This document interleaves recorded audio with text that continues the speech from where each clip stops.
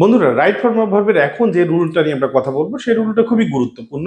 আমরা এই রুলটা বিভিন্ন রকম কম্পিটিটিভ এক্সাম, জবের এক্সাম অথবা বিভিন্ন বোর্ড পরীক্ষাতে আমরা এই রুলটা হুবহু আসতে দেখি।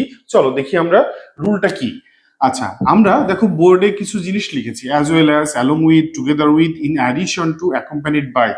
এই যে এই ফ্রেজগুলো দিয়ে যদি দুটো সাবজেক্ট অথবা দুইটা নাউন যদি যুক্ত থাকে, এটা মনে করলাম নাউন ওয়ান, এটা মনে করলাম নাউন টু, দুটো নাউন যদি যুক্ত থাকে তখন আমরা কোন নাউন দিয়ে আমরা বাক্যের ভার্বটা নির্ধারণ করব। লক্ষ্য করো, উদাহরণ দিচ্ছি।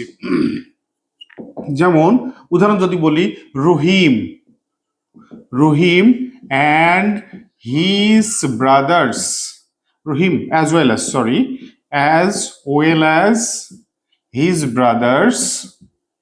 ওকে, ব্র্যাকেট এখানে আমরা দিলাম হ্যাজ, না হ্যাভ দিলাম, have done the work, the work.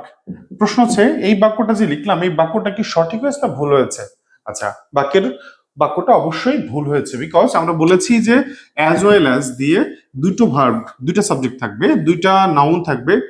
তাহলে কোন নাউন দেখে আমরা ভার্ব নির্ধারণ করব? প্রথম নাউন দেখে আমরা ভার্ব নির্ধারণ করব। তাহলে এই বাক্যের প্রথম নাউন হচ্ছে রহিম, দ্বিতীয় নাউন হচ্ছে ব্রাদার্স। তাহলে রহিম থার্ড পারসন সিঙ্গুলার নাম্বার, আর থার্ড পারসন সিঙ্গুলার নাম্বারের পরে ভার্বের সাথে কি হয়? হ্যাজ হয়, আর হ্যাজের পরে তেমনি ডান হয়। এটা হলো খুব দারুণ একটা গুরুত্বপূর্ণ রুলস।